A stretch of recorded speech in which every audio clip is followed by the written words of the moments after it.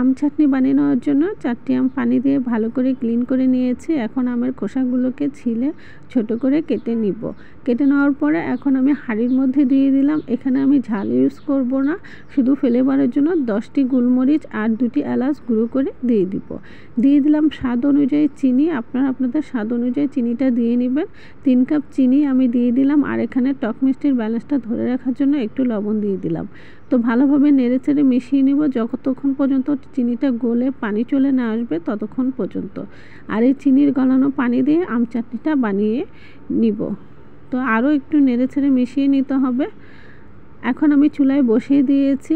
যখন বলক চলে আসবে তখন 2টি তেজপাতা দিয়ে দিব আর দিয়ে দিব মশলা গুঁড়ো, দিয়ে দিব সামান্য একটু হলুদের গুঁড়ো। নেড়েচেড়ে চুলার হিটটা মিডিয়াম করে আমটাকে সিদ্ধ করে নিব।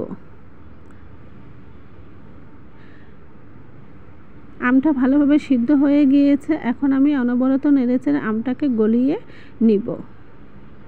এখানে আমি ভিনেগার ইউজ করিনি, যেহেতু আজকে চাটনিটা শেষ হয়ে যাবে। আপনারা বেশি দিন রাখতে চাইলে ভিনেগারটা ইউজ করতে পারেন। এখন আমের চাটনি বানানো কমপ্লিট হয়ে গিয়েছে। হয়ে গেল আম চাটনি বানানো। এভাবে বানিয়ে খেয়ে দেখবেন, সত্যি অনেক টেস্ট হয়ে থাকে।